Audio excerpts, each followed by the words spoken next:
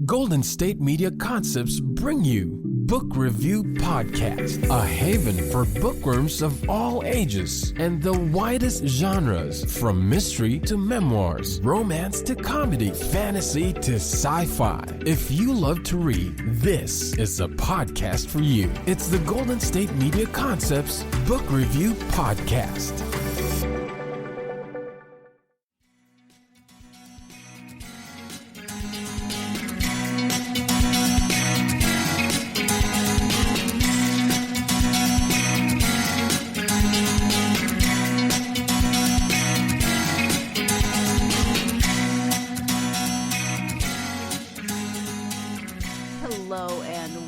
To the GSMC Book Review Podcast, brought to you by the GSMC Podcast Network. I am your host, Sarah. I am here again with another podcast, with another author interview, with another day. I hope your day is going great. I hope that whatever you have planned or whatever you're doing is what you want it to be, whether that's productive or lazy or a combination thereof. I really like those days that are a combination thereof. You know, like on a weekend when you have that perfect combination of getting things accomplished that need to be done, but also plenty of time to be lazy and read or catch up on your Netflix binging or whatever that might be. I really like when I have that perfect balance. It doesn't happen very often, but occasionally it does, and then I like it.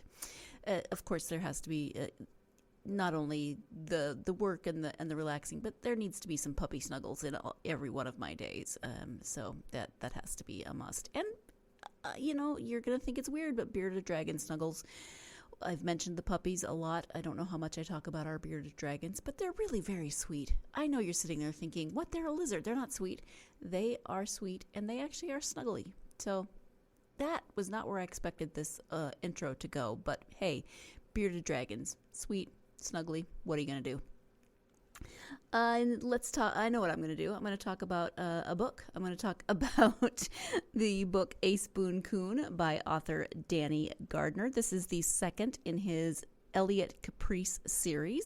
The first book is called A Negro and an Ofe, and this, as I said, is the second. Let me go ahead and give you the description of Ace Boon Coon. It's 1950s Illinois, and Elliot Caprice has returned to his rural Southville homestead to help his uncle save the family farm, which is struggling through a drought. As racial tensions between agricultural workers rise, a murder pulls Elliot back to Chicago, with his ties to both Jewish and Negro organized crime factions are discovered during a clash of competing interests around the development of a long-awaited Chicago campus of the University of Illinois. When pressures from federal agents representing Estes Kefauver's Special Committee on Organized Crime, along with the Nation of Islam, wealthy white potential investors, a shadowy force called the White Circle League, close in, Elliot must race to connect a money trail to two more murders to thwart the destruction of Southville before forces combine to destroy Elliot. Now, I, as you know, was a history major. I find the history of Chicago to be pretty fascinating in its complexity. We did talk a lot about at least the political history of Chicago in my survey course. You know, that first American history course that you take in school. Oftentimes it can be, you know, required kind of a general ed kind of thing, and we did talk a lot about the political history and the political machines and the craziness. Oh my gosh, that was crazy. Read possibly the worst book ever for me. It could have been a great book. It just did not engage my attention. I can't even remember what it was called, but it did give me some insight into the wowness of Chicago politics and history. But what I like about this book is that, you know, in that class, obviously it was a survey course, so we did a little bit on Chicago history and politics, but didn't do a deep dive into anything. And so it was pretty one-sided, pretty white in its perspective.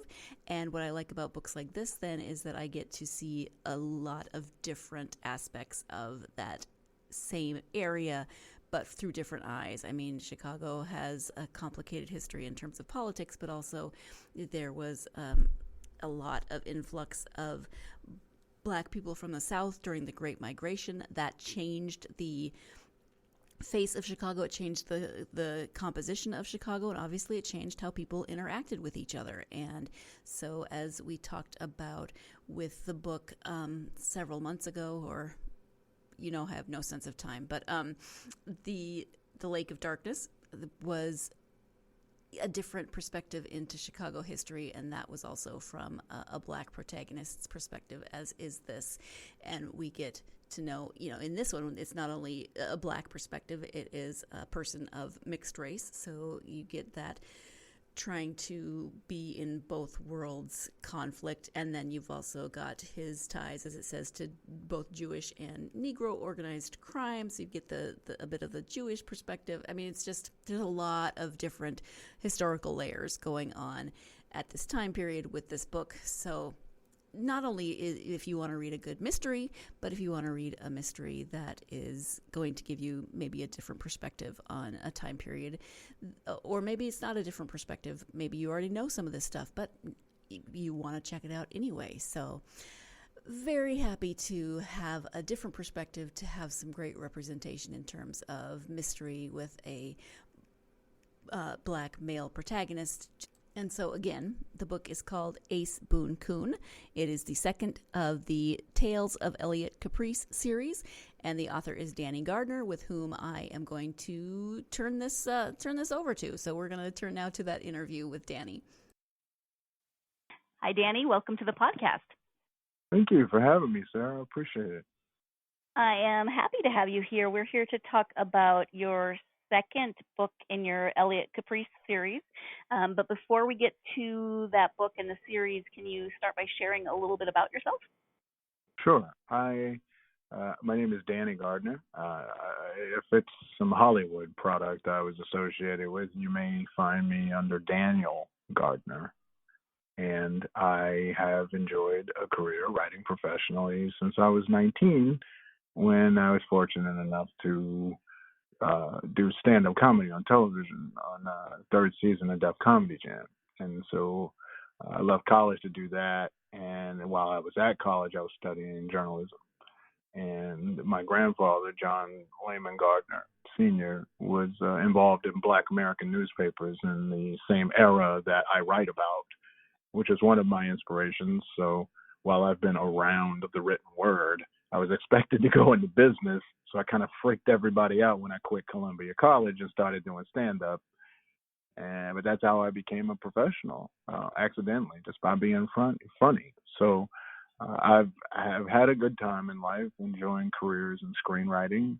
I've produced a few features. I've successfully directed one. And every once in a while, I'll put myself out there for an acting job just to keep my SAG after benefits together. But I'm always influenced by all three of those career choices each time I sit down to write a novel, and I'm starting to accept that my adventurous career beginnings perhaps help me develop a skill set that makes it more interesting for me to weave these tales of Elliot Caprice. Well, that is definitely a different story than some that I have heard before as to how you got here. Has your family settled down now? They've calmed down and accepted your career as opposed to business? Not at all. Not at all. Okay, no. Good to know. I could have a Netflix stand-up special. My older brother and my aunt, they're not gonna watch it.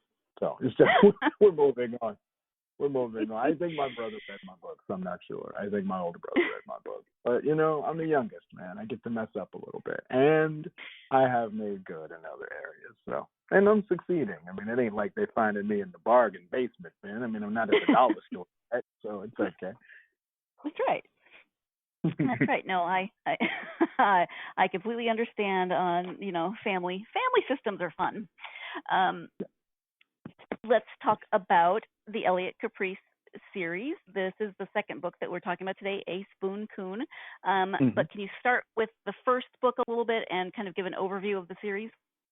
Oh, yeah. Well, I based the Tales of Elliot Caprice in the 50s in what I consider to be the capital of Black America, which is Cook County, Illinois, Chicagoland. It's the seat of the arrivals of the Great Colored Migration that brought the labor force from the agrarian South up to the industrial North. And with that, and two back-to-back wars with poor Europe, Black folks found their way into a middle class in the 1950s that paved the way for a guy like Obama to come along in the early aughts.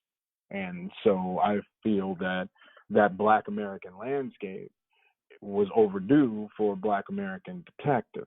And so I consider the series to be specifically a Black American mystery series, as opposed to, say, a British mystery series in the way that Agatha Christie would be delineated, or American mystery as you would find in Raymond Chandler. And then a few generations later, you can have a Mickey Spillane that apes and lives within Raymond Chandler. Well, these things are specific forms. Folks that teach them in college, they'll do things in college with this kind of stuff. They'll stand on it, they'll give out awards for it. So I just felt that Black America needed a detective. There is a distinct Black America. The Tales of Elliot Caprice is a Black American mystery series that's set in existential Black America, where if you're Black, there's a Black America and you got to live in it, and it's a little different. And it's a home away from home. It's a world within your world already.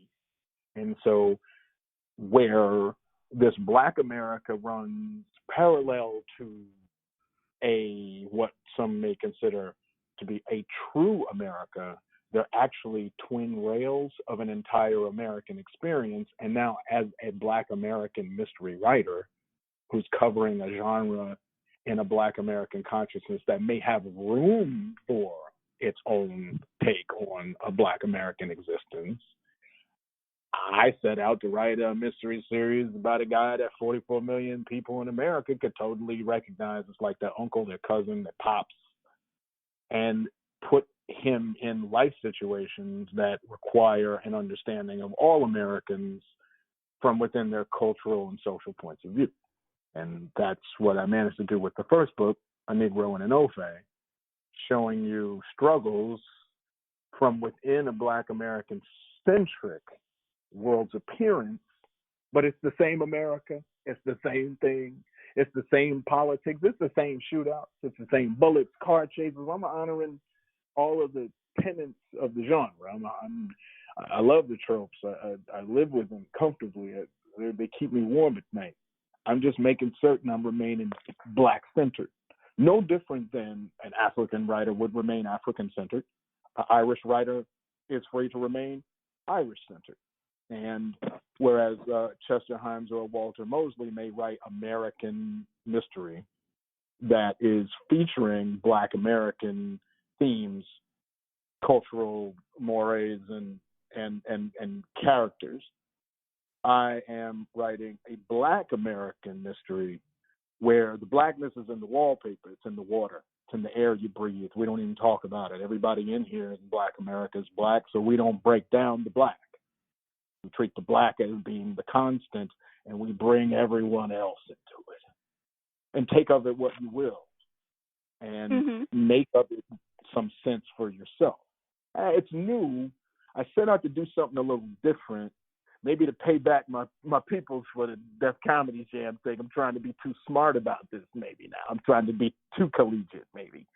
But there's a real place called Black America, and it's lovely. And we take things from it all the time. And we find strength and healing from it all the time. And that gave that world a detective. That's all. Well, and I love it because, representation matters and people need to see themselves and their culture and their world in books, instead of just kind of being a secondary character or what have you. Yeah, so I love that. Yeah. And yes, you are right. I can see several of my in-laws in some of the characters in this book. So I had a couple of chuckles. I was like, "Oh, look, Uncle Walter." We all encounter. We all have that. We're all the same underneath it all. We pick out differences to make ourselves feel better. That's all. So that's the series overview, and now talk a little bit about the overview for Ace Boon Coon. What's going on with Elliot in this book? Okay, well, last we left him, he saved his uncle's farm and got it out of receivership with the county bank. Around the same time, as folks sniffing around the family farm because of struggling during the drought, the same year he gets the farm back, there's no water in Illinois, right? Then there are land grabs successively throughout the American Midwest where poor people, immigrants, namely Jewish and Slavic, and Black Americans who had held land in the North since before DuSable was selling it, everyone starts losing their land to these land grant colleges that all the GIs are promised in World War II. And that creates politics. Nobody does politics better than Chicago. And the project... I was just thinking that. Holy buckets. that we love it. If we can make some politics out of no politics, we'll do it. And Elliot Caprice finds his farm and his uncle and his work associates are pulled into the same corrupt mess that conspires to have the poor Black and Jewish enclave of Maxwell Street torn apart to create the new University of Illinois campus in Chicago. A couple of dead bodies wind up in Elliot's hometown that shouldn't be there, and it traces back to that project.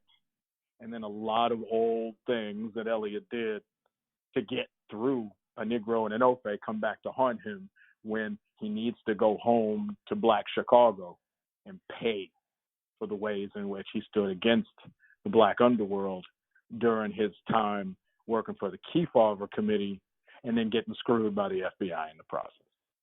So we've come full circle at this point. The demons that Elliot is running from about his time on the Chicago Police Department are going to be at his heels, while the Black underworld, on the heels of Sam Giancana assassinating two leaders, wants to have a chat with him about where he was around the same time during the events of a Negro and an Ofe. And if he doesn't get that farm to start making money, the vultures are going to encircle around his uncle and then take away everything he has, because labor wars about migrant workers that are up from the South clashing with veterans who are starving because America's promises have failed them are about to start making a crazy hostile racial environment for everyone in the Midwest that we remember from history actually occurred. And so Elliot's got to race against time to find the malfeasances, find the murderers, and then make certain that he is able to get clear of the misconceptions of what he was doing when he was trying to be this reluctant hero in the first book. And hopefully it's tighter, it's shorter. You know, I've been working on it, and I put my foot in it, man. I did. I knew I got another turn at the apple. I know everybody liked the first one, and I knew I better just go for it. So I stretched myself, I pushed myself, and I really hope everyone can feel the dedication that I held to getting better this time around, because I really wanted to write a better book for y'all. I am going to jump in here so we can take our first break of the podcast, but now you've got a bit of a better sense of the story involved in Ace Boon Coon, as well as the series, The Tales of Elliot Caprice. When we come back, we'll be talking more about the time period, all the different elements that go into the historical aspects of this book. So stay tuned. You're listening to the GSMC Book Review Podcast, and I will be right back. Are you tired of the same old news? Are you sick of the seemingly endless political spin and negativity? The GSMC America Still Beautiful podcast is a weekly news podcast covering all the top positive and uplifting news stories. We cover stories that will inspire, uplift, and remind you of the good in the world. Tune into the Golden State Media Concepts America Still Beautiful podcast to get all the great and positive news stories of today. Download the GSMC America Still Beautiful podcast on iTunes, Stitcher, SoundCloud, Google Play, or anywhere you find podcasts. Just type GSMC in the search bar.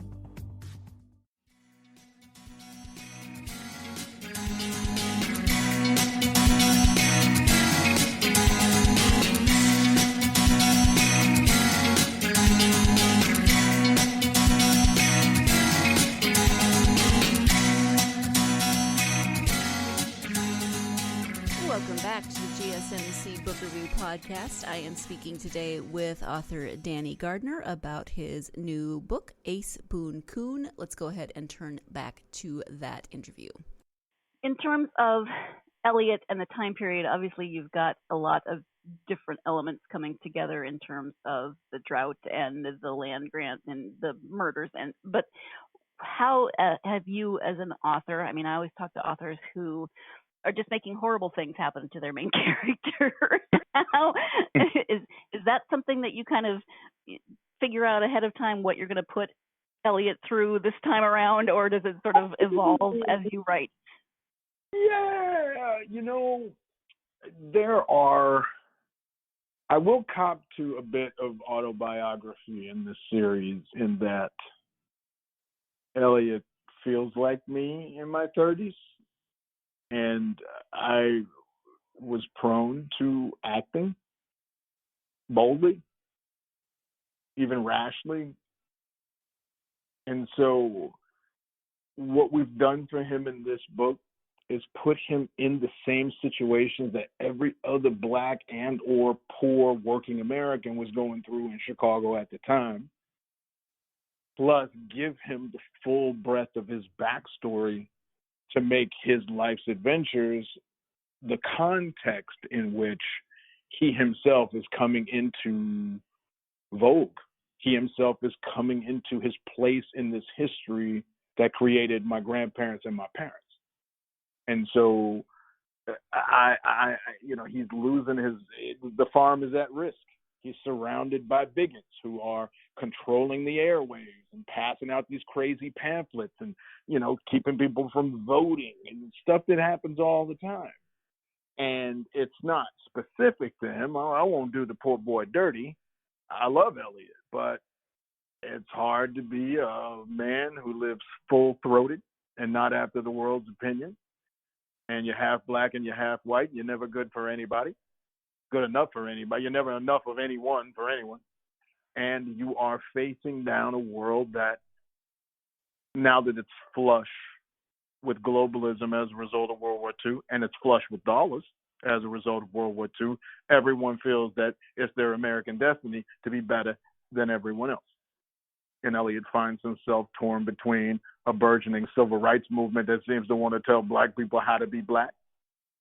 Elliot deals with a white world that is finding even more constraints upon non-white people, but during a boon, an economic boon and a social and a cultural boon, like the post-war 50s.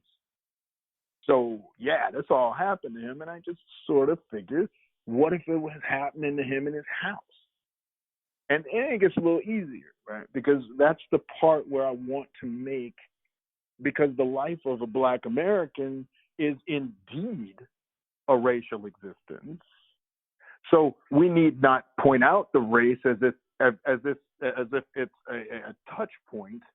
It's the paint on the walls. It's the carpet on the floor. It's the air Elliot breathes. It's just, okay, we got murders. I got some shootouts. I got some car chases. I got to serve the genre, and I got to be Black on top of it. That's what my series is.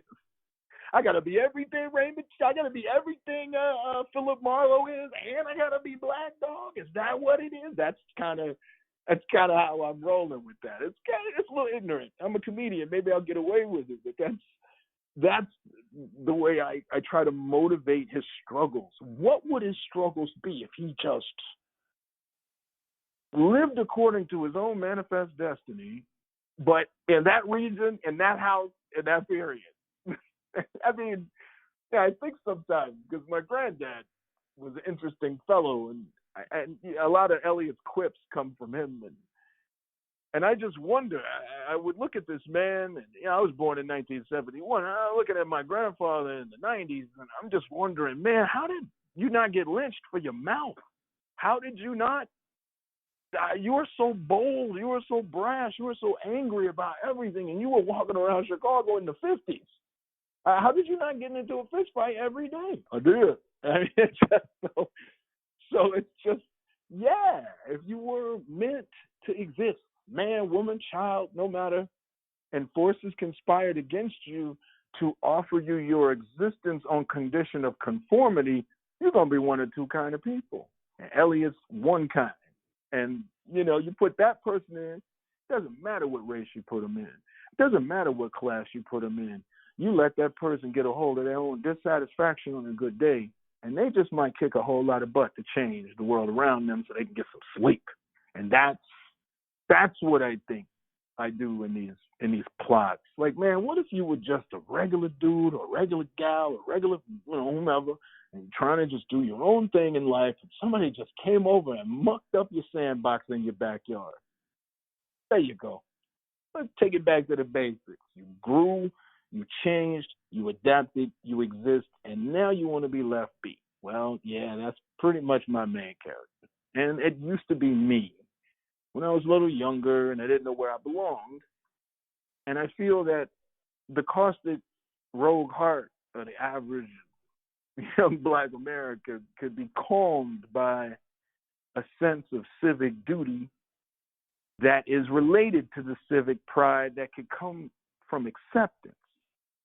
And so if I just keep on writing these Black mysteries and these black heroes as if they're just the norm, I hope that the acceptance that would calm the angry Black heart in America will come, and then we'll put some foot to butt about some of the problems that we have that we've already solved, and we can take lessons from history to know exactly how we came together for those solutions. So if I give you a little history, and if I give you a little truth-telling, and if I give you the same thing that you want in a good mystery novel, I might infect you with some of my ideas about how perhaps we don't need innovation, perhaps we just need acceptance. That's just kind of the mix I'm blending in with this whole thing. I don't know if that makes any sense, but that's what I'm inspired to say in response to your question. All right. Well, thank you for that, and also nice save with the but comment. Yeah. I'm sorry. Handle that. No I got problem. Sometimes I blow it in the car, so I apologize. Not a problem. But also, that's just it's both a really wonderful goal with your writing, but it also do you ever feel like that puts a lot of kind of pressure on you to incorporate all of those elements, or is that just kind of how you think anyway? Well, I'll answer it this way. If I would have had to cover all of this in an audition when I was 22 years old, I might have resented it. If, I was writing a screenplay I did some work for DreamWorks once. I got lucky and got a job. My next door neighbor was nice enough to hire me when I needed a gig, and they wound up liking my stuff. Not enough to go all the way, but they paid me to work on something for, a few weeks, and it's enough to help you get your name out there. And so, and I look at it as, where's the water? And there's a time to state preference, and there's a time to regard personal preference as instructive, but there's the collective upon which personal experience depends. And after watching the dawning of the Black Lives Matter and the Me Too movement, all that run through publishing at a time when I was succeeding and exposed to it, and then watching it mushroom throughout with the current movements that we have all happening simultaneously, if I don't satisfy nature's call to be equally as relevant as just about every other interested person in media, in culture, and entertainment, then I'm going to be out of step with the times. And therefore, my inspiration and therefore the energy to create according to that inspiration animates within me, because I'm willing to be present in the same moment in culture as everyone else. And right now, everyone else is on this Black Lives Mattering. And everyone else is on this hands off my body without talking to me first. And everyone's on this, hey, don't children have a say-so in this world that we're creating for them? And if I just try to go home and write my comfy mysteries, and what's that saying? I don't like people like that. I like folks who are going to put on some gloves, lace them up, come outside, and start some mischief to point out what we could be doing better. And these are them times. And perhaps it's the stand-up comedian in me, perhaps it's the rebel in me. But yeah, okay, do I want to teach free African studies for 5 years again, like I did to establish myself with a Negro and an Ofe? No, I don't want to do that. Do I want to be the guy on every panel that may speak to a particular condition of a particular community every time? Nah, yeah, I get bugged about that. But hey, man, these are serious times. And the inspiration to dig deep and rise to match the other voices in serious times, I mean, that produced Invisible Man with Ralph Ellison. He was contemporaries with Chester Himes, getting into bar fights with frickin' James Baldwin. We got to mix it up. I don't, and then I've learned a thing or two about being precious about certain things. And yes, I should be able to write without having to get involved in all of this racial madness. But then, relevancy is relevancy, and when the zeitgeist is here and you ain't in it, ain't nobody reading your books anyway. So better to just give it all I got. And I have like a cozy mystery plan that has nothing to do with race at all. I'm really going to try one day. It may even have a cat in it. So I'll wait for that to happen. But for right now, I got to write some bombs along with everybody else's bombs, and I hope my bombs fit in. And I hope people find out the bombs I'm throwing. That's all. Cozy mystery. It has to have a cat in it. No, I'm telling you, man. I'm writing a cozy mystery about my Auntie Beverly. And nice. How it's a cozy mystery about a black lady and a husband who's retired from the fire department. Like, perfect. I don't know. That'll be fun. That won't be angry. I won't make that one angry. But in regards to what you were saying, you don't want to be tone deaf either. Maybe you want to write cozy mysteries, but you also don't want to be tone deaf in terms of what's going on in the greater world. So yeah, exactly. When at mass, you kneel when everyone else kneels, or you're an idiot. And right now, everybody's kneeling on these issues, and everybody's kneeling on the zeitgeist. I'm not going to be the fool standing there with his hands in his pocket looking at his phone during church. I'm going to kneel with everyone else, and I'm going to be somber, and we're going to do this. And then maybe one day I'll be able to write a comic book or something and won't have to worry about all this madness. There you go. Can you give the background behind the title of the book, Ace Boon Coon? ABC. Well, yeah, exactly. That's kind of cool too. But each one of these books are titled with innuendo, but also concrete meaning. And a Negro and an Ofe is stitched into the fabric of the book. Elliot is searching for what he believes in the first book as a Negro and an Ofe who have an understanding of the whereabouts of a certain someone that's critical in a rich person's entire estate being granted in death. And so Elliot himself is also a Negro and an Ofe. He's half black, he's half white. And also America is the product of a black and white mirror kind of Janus, same face, the same look facing away from each other, never being able to see each other's face, but connected at the back of the head. That's what black and white is in this country. And so you see how the title is serving the work, but yet being provocative, because I'm calling people Negroes and Ofes. You know what I mean? So I've got your attention. And then, but that book was about halves becoming wholes, you see.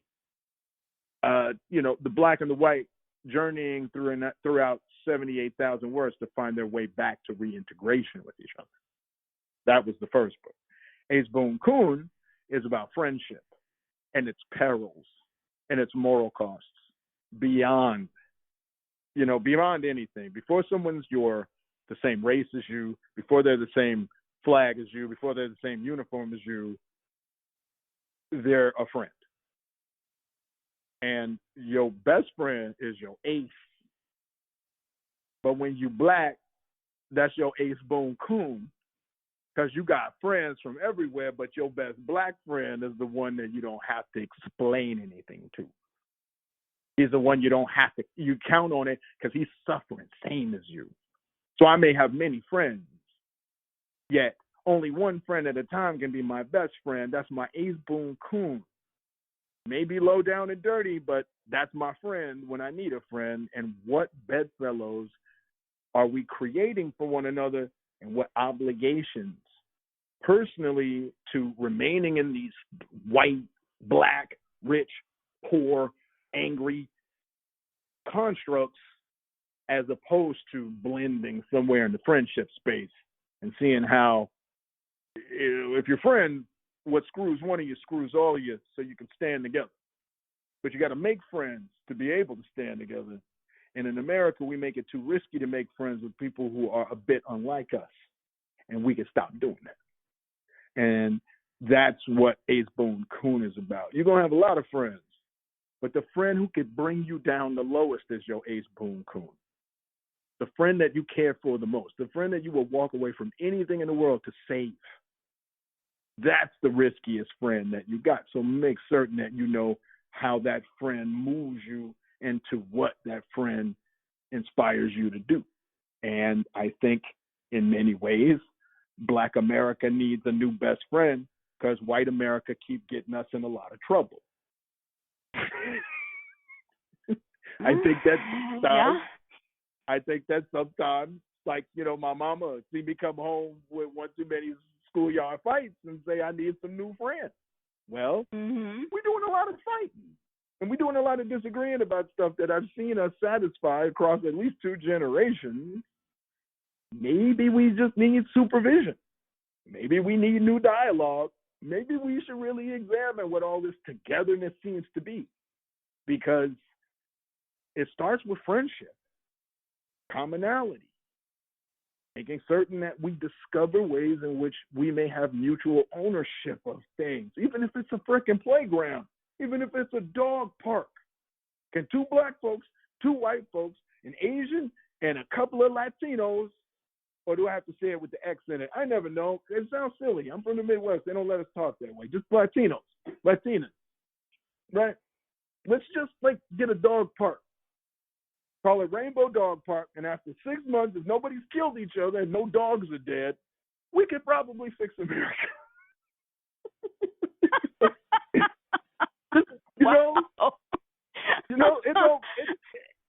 It doesn't take much more than that. Make a friend. Find a friend. Consider what your friendship obligations are doing to your perception. Do you love your friends more than you love reality? Do your friends love being white and racist more than they love reality? Well, maybe you should just go get you on the Bumble and find you some new homies. You can keep them homies. You need perspective. And just take the risk. You know, I don't mind telling you, in Ace Boon Coon, Elliot finds himself an unlikely coalition builder by being honest about the ways he himself is getting screwed. And it makes interesting players in the chain honest about the ways they're getting screwed.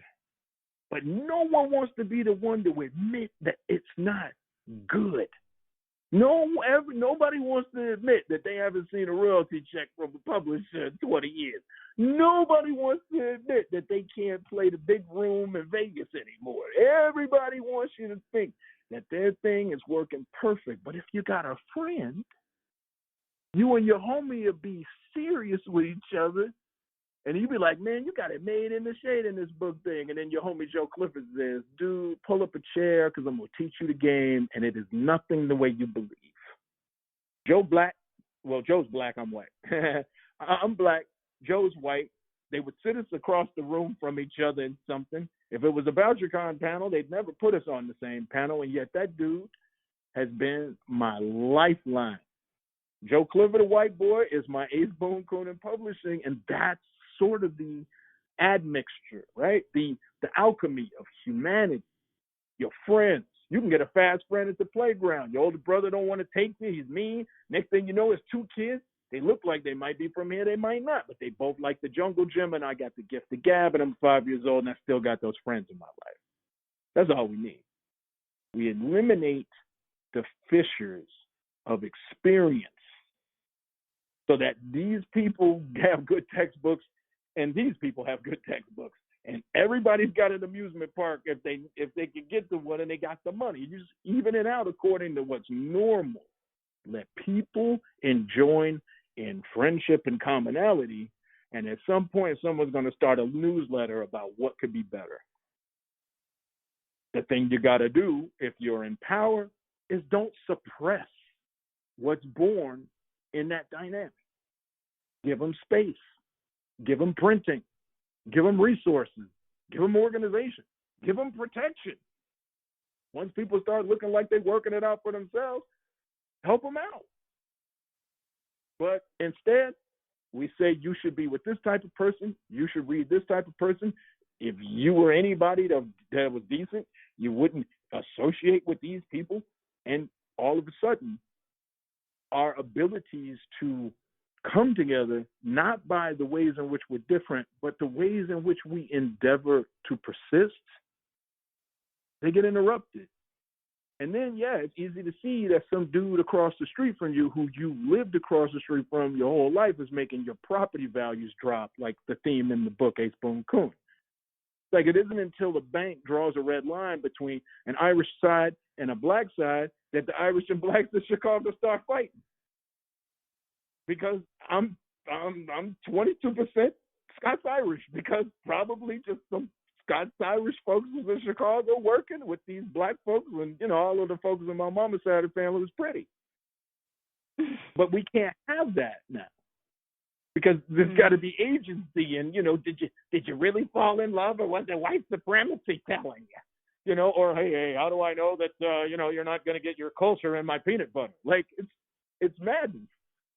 So mix it up, put it all in a beaker, make rock soup, do whatever you must do, but eliminate the constructs that prevent you from connecting. Now, sometimes we got to connect over difficult things, and those connections will produce some conflicts that we got to sort out. We mustn't be afraid of conflict. Conflict is a form of connection. And in the beginning, we may have conflict as we connect, but after a while, if we stick with it, and friends always stick with it, then we'll work through the conflicts and keep the connections. I had to be friends with a lot of people from a lot of different communities growing up, and I wasn't always allowed to play in certain people's backyards. Some of my white friends, I could only see them at school. You know, other of my black friends, I could only see them at school. But yet, I was allowed to find friendship, commonality amongst others, and discuss what my life was like with people whose life may have been different or may not have been different at all. I was in a position to work that out for myself, but we are losing those spaces. And we must fight to claim space. And when economies shift, folks want their land back to make money with it. Folks want the charity back. Law enforcement's got to get refocused. You're just hating on who should be your friend because they're the wrong race. They're the wrong something, and the two of you aren't going to vote together to stop somebody from ripping you off. So that's why I title my books the way I do, and that's why I try to leave, open manhole covers. You know what I mean? Like, just so you don't fall into other aspects of the story, because it's your story. There was nothing happening in Black America that isn't as American as anything else in America. And all of America is free to take its inspiration and to take its comforts from Black America, because it's American. It's just Black. And that's your America as much as it's my America. But there are people who will tell you it's not, on both sides or all sides. And we don't need that. That doesn't help me sell more books. That doesn't help me get invited to more interviews like this one. It doesn't help me make friends.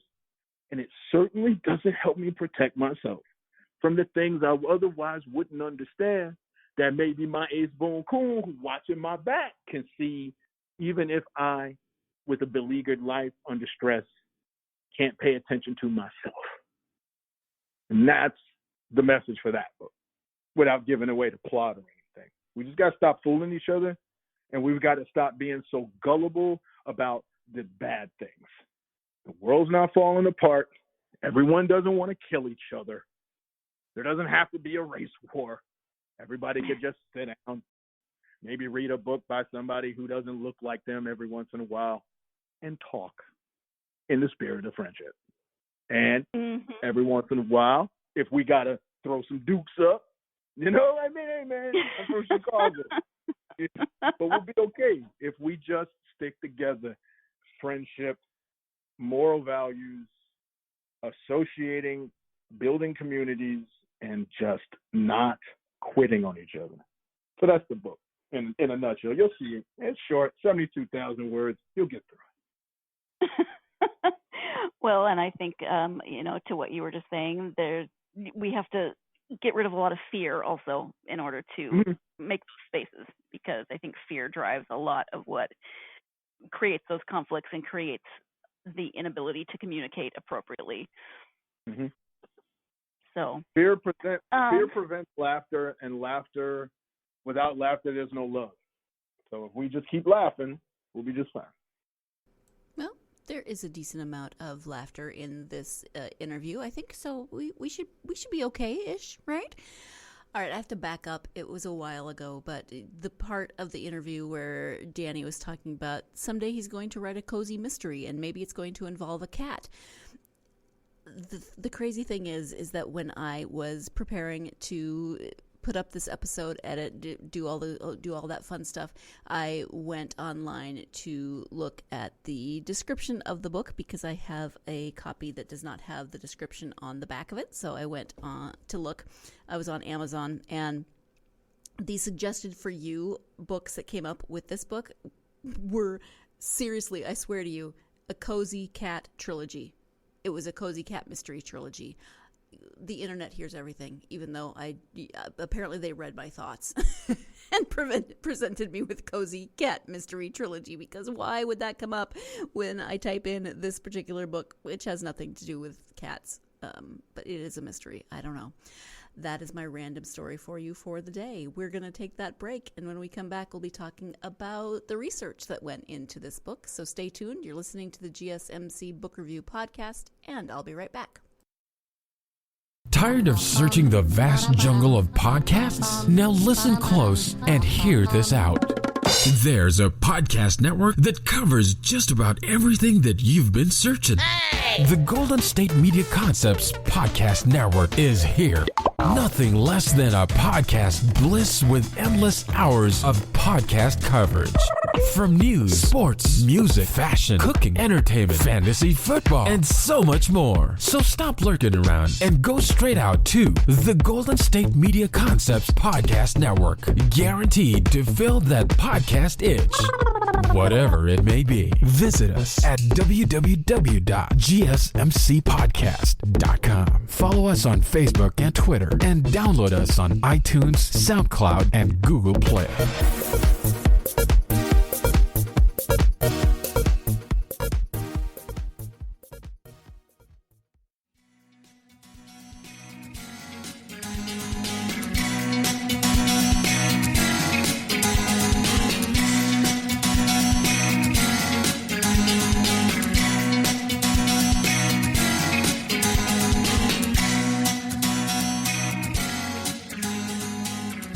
Welcome back to the GSMC Book Review Podcast. Cozy Cat Mystery Trilogies aside, we're going to go ahead and turn our attention back to this particular book that we're talking about, which is Boon Coon by author Danny Gardner.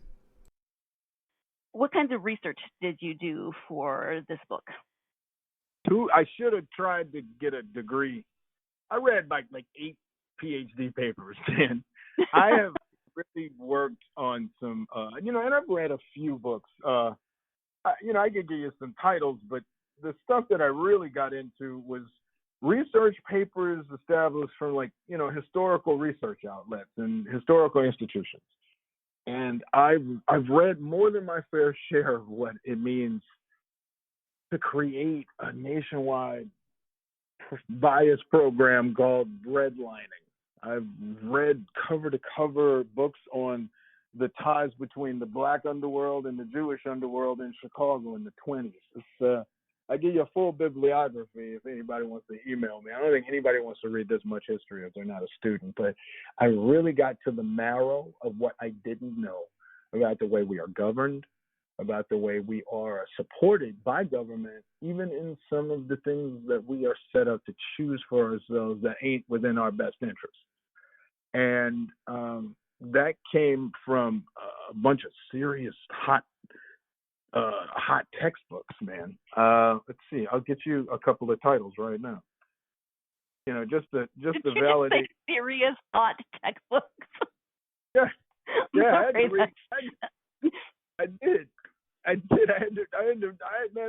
did too much homework for this book, but it just got interesting. It just got so interesting. Like, let me open up where's my Kindle thing? I never really know. Amazon's weird now. It used to be that it worked a little bit, but let's see, what do I have? In my own private Kindle account, I have Hey, Danny. Yeah, I have been in Amazon for 100 years. Where are my books? Let's see. Well, you know what? Let's talk about influences. What's the next question? And I'll find you some book titles. And I don't mean to make you edit, but like this is a really important. This is a really important thing to get right. And it's like I can't find the doggone app on the thing that'll tell me where. Because you're trying to find it. I'm getting old, man. I'm getting old. I gotta accept it.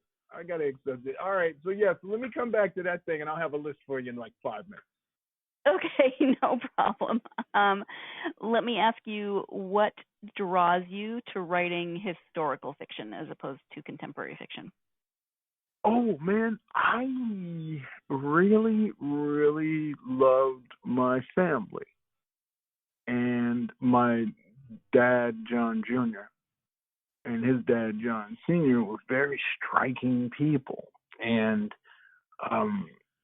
there's a lot of talk of the migration and what it meant to America within the past 10 years. There's been some fabulous books about it. Some fiction, some nonfiction. And I always felt that the Black American Renaissance story of Chicago from 1919 to 1969 that gave us the president that everybody wished we still had and created a culture that informs the world from out of that tradition of hard, rugged, Midwestern living and activism. We don't have enough stories about it. And, it's that kind of stuff that is an edge. I mean, any young writer, just write what's in your heart to write and write what you know better than everyone else. Don't write what you think the world wishes to read because they already have that in someone else's book. I started writing the conversations that I heard around the dinner table. I started writing the social rules that I was held to as a young Black kid. I can't tell you how many times I used to hear from some relative, don't bring a white girl in the house. You know what I mean? The same way a Black family would, same way a white family would tell their son or their daughter, I hope you don't date somebody out of your race in college. We have those same kind of conversations. We have those same kind of internal struggles. We have angsty teenagers that have to fight through social mores to become who they really want to be. It's like, man, this is a world of opportunity. Like, there are wonderful aspects of being one with a Black American consciousness, and yet entitled to the promise of America, depending upon, your susceptibility to what that may be. And it's an interesting position to be able to sidestep what the mainstream world does to wreck it and come from a place of moral groundedness, knowing that you're Black and your narrative is struggle. And, well, if it's bad, it couldn't possibly be so bad that we did it because, well, we had everybody's got their knee on our neck. But there'll be a day when Black people need to rise to leadership in this country. There'll be a day when the neck of a Black American is 10,000 feet off the ground for the average police officer to want to use it to in their existence. And we better respond to the call of American leadership with a firm understanding of what made us dope in the first place. You know, would you want to be on a colony in Mars that's run by like a black mayor or a black president, but there was no Motown on that colony? Right? Like if there was no old Stax Records in that colony, you know, if you couldn't read The Fire Next Time, if you couldn't read any number of books, so yeah, man, that's what we need. Fundamental integrity demands that we remain rooted in the past as we adapt fully into the future. And so while nobody else seems to be writing this nuanced black Midwestern, you know, vibey thing that I got going on the Hollywood side, maybe I'll have it to myself for a little while and establish myself for this voice that I have, you know, that I know what I want to do. And at the same time, I kind of want to force some black people from Baltimore to write something. And I kind of want to, you know, put some stuff out there so people can suck their teeth and go, I can write some black New Jersey mystery. Yeah, we'll do that then. Let's start something. Let's do it. Yeah, let's let everybody write their granular mysteries now. Like, let's do some suburban Chicago mysteries. You know, like let's do some Atlanta mysteries. Yeah, exactly. Word up, man. There's stuff that goes on in Atlanta, man, on any cultural dispensation, homie. That is, you might as well be talking about making a Slavic mystery, and you ain't from there. So let's dig in. Let's pull it together. This is mine. That's my contribution. Black Chicago informs the world from the 50s and beyond because of the Tales of Elliot Caprice. Boom, that's mine. Now you show me yours. And I tell you, man, if they just sprouted up like dandelions, what reader would not be happy? So, yeah, that was my motivation. I thought I saw something in black culture and in black history that other writers weren't seeing that spoke to me. And when I started writing it and reading it to other people, it spoke to them too. And I'm hoping I got this thing to myself for a little while. But if I don't, then great. Because it's all our history. And it's all our instructions. It's all of our foundation. It's our bedrock. Doesn't matter what race you are. Doesn't matter how soon you got to America. Black folks bled into this soil. Our tears and bile went into this economy. And we are here. And we exist. And with existence comes abundance. So have at it, folks. Enjoy your Black Americanness. It's always been yours. Just, you know, you might have to share it with black folks. We don't like sharing. Nobody does until they have to. No. And then if sharing's good, it feels good, we might get over it. That's right. Did you find your list? Yeah, you know what? I feel like a boob, so I'm just going to have to take it to the iPad. I never understand it. Like, I buy stuff digitally, and I can't and they just think it's okay. They just think it's fine. Like on a Kindle or? Yeah. I got an iPad with the Kindle on it and all this other kind of crap. And I got this app and that app. I used to be a tech guy in the closet, you know, working in Silicon Valley, like as a consultant and stuff privately. And I don't want to admit that I've really kind of lost the pace. And I'm probably better with a pen and a piece of paper. I really am. I can't. I want to still be that programmer. I still want to be that guy that can buy a device and not have to read the manual. But man, if I can't find my glasses, I can't turn on the lights. Right. If I can't find where I put my glasses, I may not be able to lock the front door. It's so weird. Well, I'm incredibly nearsighted, so if I can't find my glasses, I'm like Velma and Scooby-Doo. I'm like literally on the floor, padding around, trying to find them. Cool. All right. Now, I'm going to give you some titles. I found my stuff. All right.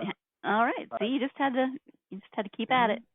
Yeah. So if you gotta cut and paste and all that with I'll try to speak sailing. Here are a few wonderful titles from my research work on A Negro and an Ofe and Ace Boon Coon in the Tales of Elliot Caprice series. There's a professor at University of Chicago, I believe, or at least he studied there. His name is Ron Shepson, and he is the author of Gangsters of Harlem He wrote a lovely book called Black Gangsters of Chicago, where I drew a lot of the inspiration for the dynamics in the Negro underworld that I find to really be exciting. So yeah, Ram Chexley, man, he's a Chicagoan. He just digs in deep. I'm also reading Eric Lichtblau's The Nazis Next Door, and it's talking about how a whole lot of folks who you otherwise wouldn't want coming over to your Midwestern landscape showed up over here, set up shop, man, after like being a rank and file pencil pusher for the Nazi SS. Oh, you mean that's where Mr. Weiss, the gym teacher, came from? Yeah, that's where he came from. And it's just a lot of mixing of technologies in post-war America, and the economy blew wide open. And there was nothing about like the space race in the Nazi regime. There was nothing about the arms race in the Nazi regime that didn't look like a box of files that, you know, the FBI wanted to bring home. And we wound up inadvertently mixing back into American society most of the folks from the uber racist society in Nazi Germany that we tried to eradicate. Just because visas, migration, and the black middle class was doing so well, we started importing Nazis back into the United States after the war. Well, you know, what'd you do during the war? Oh, I was a farmer during the war. I just wore the uniform because, okay, well, get on in there because the Midwest needs farmers because we just killed a bunch of them fighting. But what's that do for the poor people that have been there for 30 years? What's that do for the communities that sprang up that had another intention for their land? This book goes into that and gets into a deep affair with the balancing of the needs of one's material world, but their moral world is going to be compromised because of it. I see it all the time. Now, I thought I would see something like that growing up and having to deal, you know, like in the 80s and 90s with street gangs and all of that. Sort of, you know, like, a bunch of books like The Almighty Black Pea Stone Nation is a good book. It's Natalie Moore wrote it with Lance Williams. And it's a really good book, and it's about how we tribe up in these ridiculous constructs. But before there was a Nazi Germany, them dudes was just a bunch of dudes wearing the same colors, carrying and the same boots, walking around, reading the same books, and drinking in coffee houses, talking the same crap. And if we understand how we align ourselves, how we tribe up with each other, and how these ideas become introduced into these constructs that we create with other people to feel safe, then we can do something different with the stories that we tell one another about our condition. And maybe we won't keep trying to solve society's problems by busting the face of another person. Maybe we'll start looking at it as we're not doing enough in these areas. And I find that deep historical research, when we write these novels, one, it makes the writing better, but also somebody else went out of their way.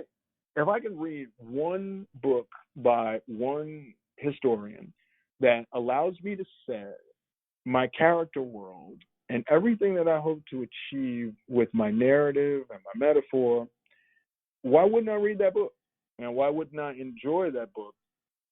I think a lot of people don't want to do that sort of intellectual research in books because they want to write. Because, you know, writing, I got to get it out. Like, I'm going to sit down. I'm that way too. I sit down. I got to set it free. And it hurts if I don't write once I've thought about it and obsessed over what I'm writing for so long. And I get that. But what I found was by resisting that pressure on myself, that anticipation energy in my belly that makes me just want to sit down and get it done, and stopping, reading a research paper, reading a research report, picking up the phone and calling an expert, it really put me in a subject matter expert posture.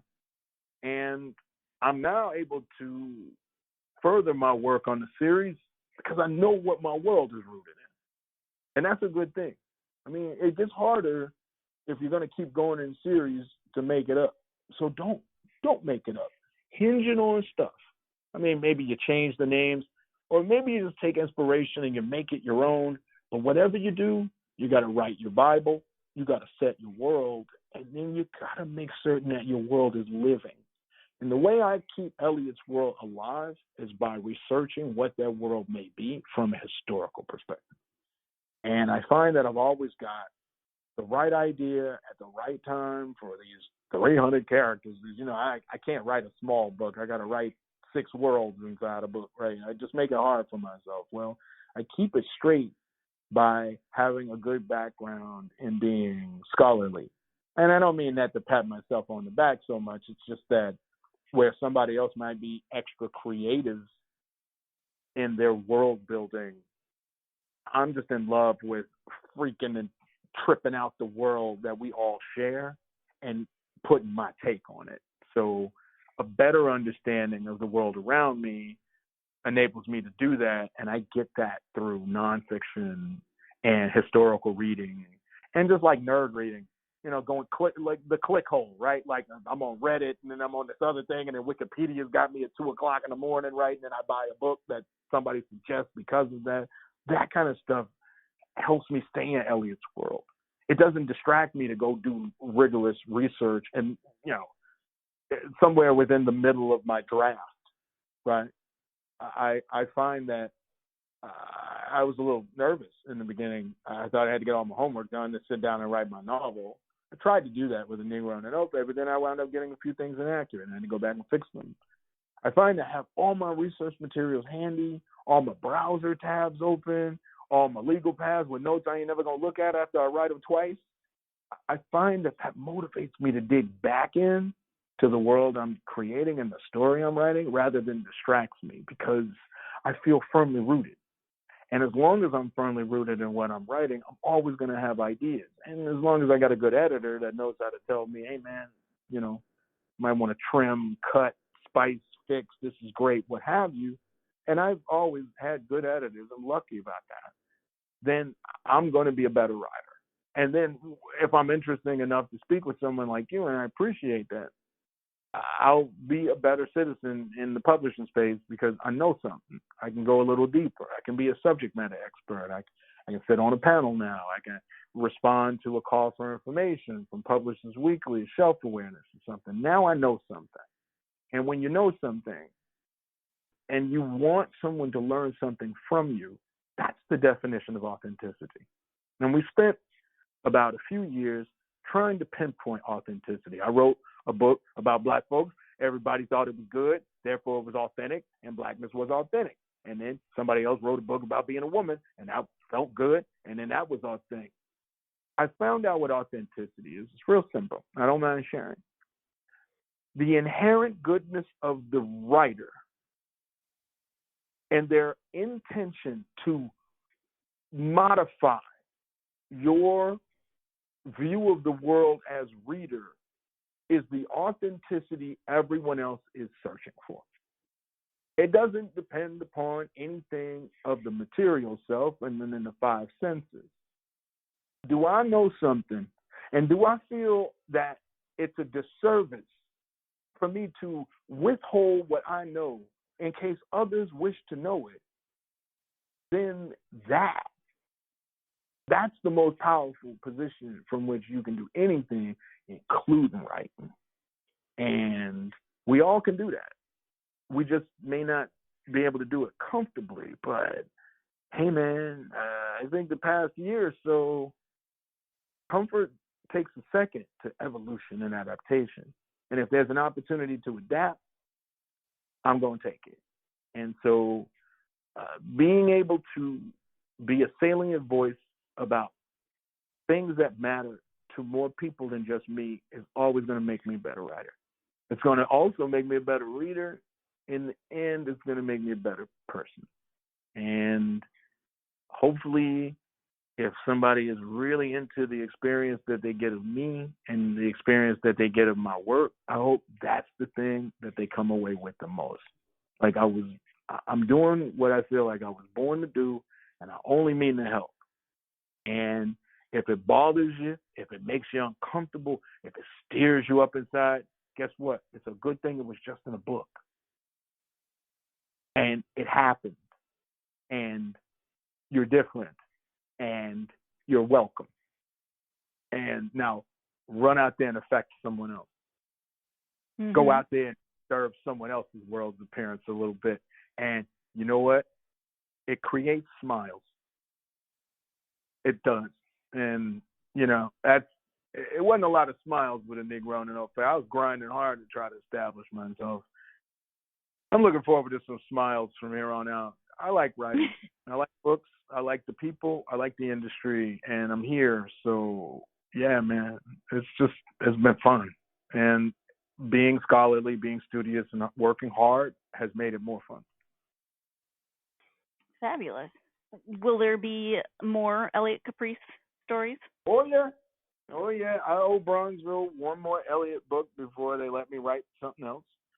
So we are finishing up the third book in the series, and that'll be available sometime around Black History Month next year. I guess we're going to do a nice, cool, relevant marketing push. But I'm also reading the narration on these audiobooks for A Negro in an Ofe and Ace Boon Coon, back to back, because we have a bit of a production effort with the Screen Actors Guild and me, and a few well-known actor friends of mine and me are going to create what I hope to be a lovely audiobook for all three books that will be available soon, that will help flesh out the world and bring the history to the fore and help make it a hearable auric experience as well as a reading and hearts experience. So it's just reading audiobooks, writing another Elliot Caprice book, and push-ups. I gotta lose the COVID-10. My doctor said, dude, blood pressure went up 10 points, and I'm like, all right, I'm writing, I'm reading, and I'm push-ups.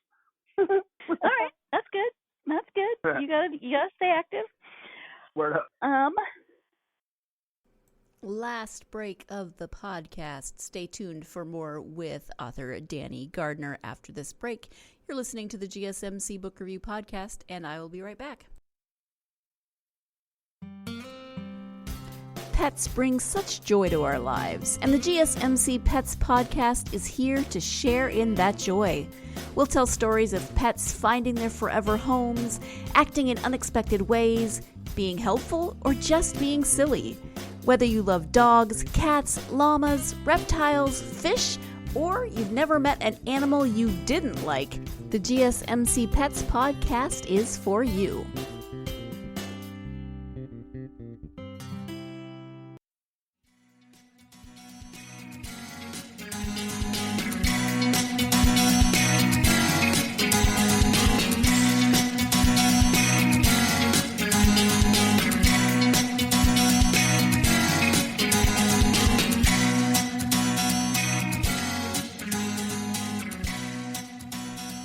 Welcome back to the GSMC Book Review Podcast and the conclusion of my interview with author Danny Gardner.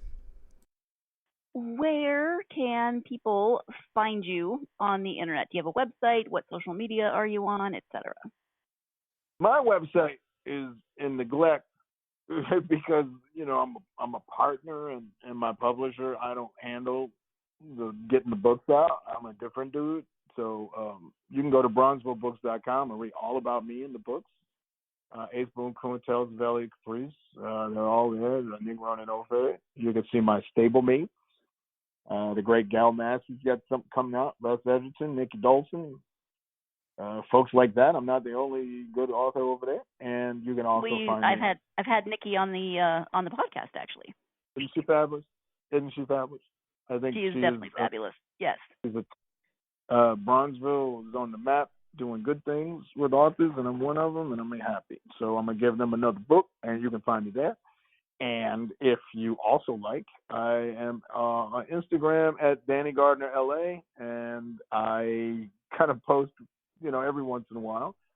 And also, you can find me on Facebook at Danny Gardner ACW for actor, comedian, writer. That's my page for 20 years or whatever. So come on by.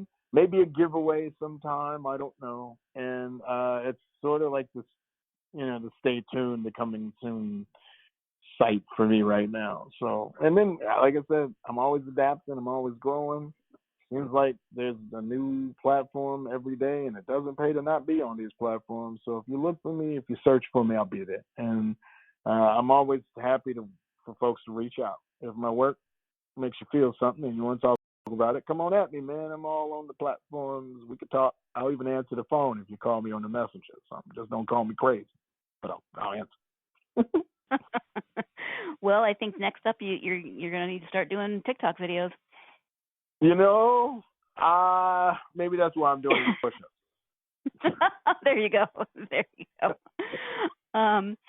We have talked about a variety of different topics today as we've gone through talking about the series. But is there anything that we haven't covered that you wanted to mention or bring up at this point? Yeah. I would like everyone in the book business to take a moment and ponder the results of the pandemic and fluctuations as a result amongst printing and distribution entities, and the detrimental effect to the American supply chain that we're all affected by in this game.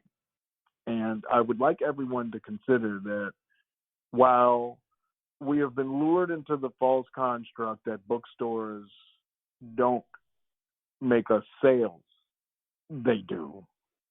And they're the most important sales you have. Bookstores and libraries make you famous and put you on a pedestal. And right now, bookstores are struggling in the American supply chain, and bookstore owners and employees are often in need of charity in order to make their ends meet for these venues to remain open for us. And so I invite everyone to get involved with what the American Bookseller Association and my California chapter, which is Caliba, has involved themselves with as far as making certain that bookstores stay open, that we have a thriving retail market to go along with the supply chain, and that new technologies in printing and distribution come on board so that we won't get hit with the double whammy of a pandemic that makes essentials necessary, books that are considered non-essential by the largest supply chain mover in America.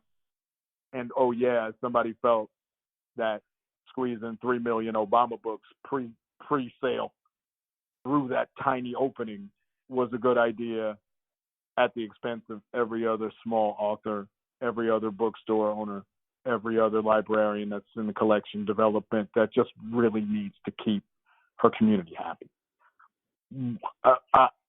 It's great to be famous. I've been famous 2-3 times sometimes. People need help. And we should all, because we all have separate lives, right? We all have an expertise, we all have a passion, and we all have a profession. We all have a trade, something like that. Try to find a way to get involved in trade associations that benefit the industry, or else we'll all just be self-publishing. And, I'll be like Thoreau, printing copies of Walden and handing them out with bags of free beans I've farmed. I don't want to live like that. I want to go to a bookstore. I want to have a reading. I want to get sales. I want to find something for a kid inside something other than a Barnes and Noble.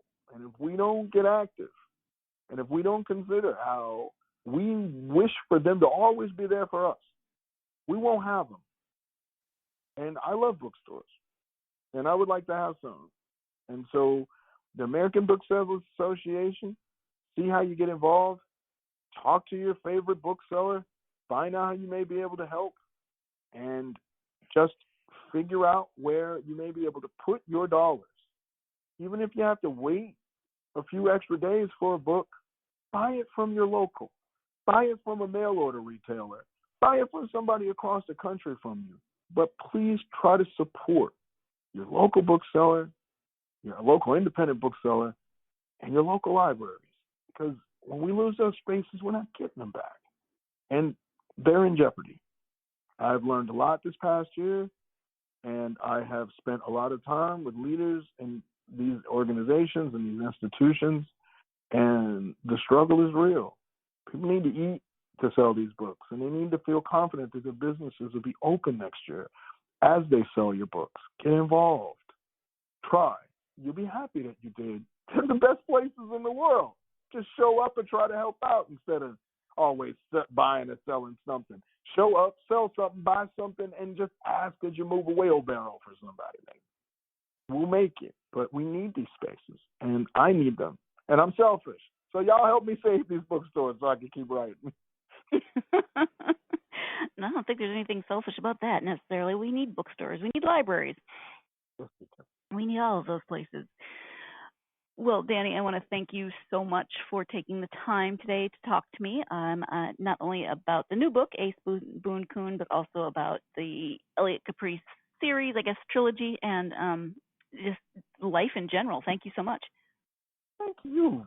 So I really appreciate it. And thank you again to Danny for joining me to talk about his Elliot Caprice series, specifically the second book, Ace Boon Coon.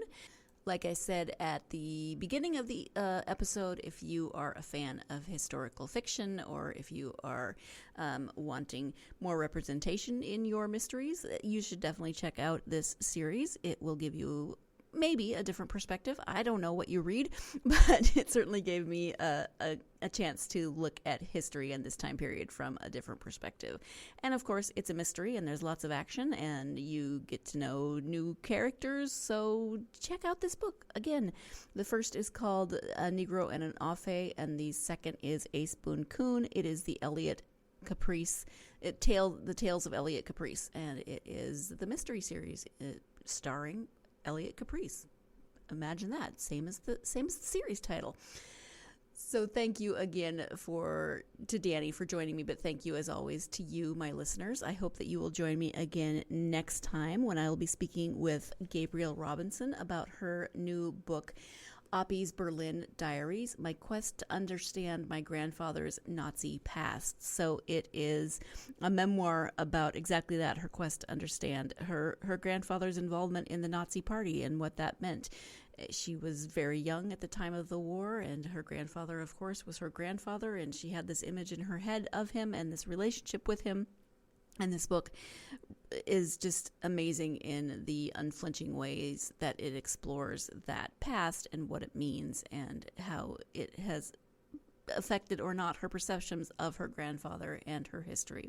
So join me for that interview. In the meantime, as always, if you are a fan of this podcast, please do me the favor of following on social media, writing a review, doing all those wonderful things that helps us to get this podcast out to more listeners and readers such as yourselves. They really do help, and they are very, very much appreciated. Speaking of social media, Facebook, Instagram, and Twitter, please do find the podcast on Facebook, Twitter, and Instagram, and interact with me. Love to hear from readers. Hope you're having a great day. Hope that great day continues, and I hope that day involves plenty of time for you to get yourself lost in a good book. Thanks. You've been listening to the Golden State Media Concepts Book Review Podcast, part of the Golden State Media Concepts Podcast Network. You can find this show and others like it at www.gsmcpodcast.com. Download our podcast on iTunes, Stitcher, SoundCloud, and Google Play. Just type in GSMC to find all the shows from the Golden State Media Concepts Podcast Network, from movies to music, from sports to entertainment, and even weird news. You can also follow us on Twitter and on Facebook. Thank you, and we hope you have enjoyed today's program.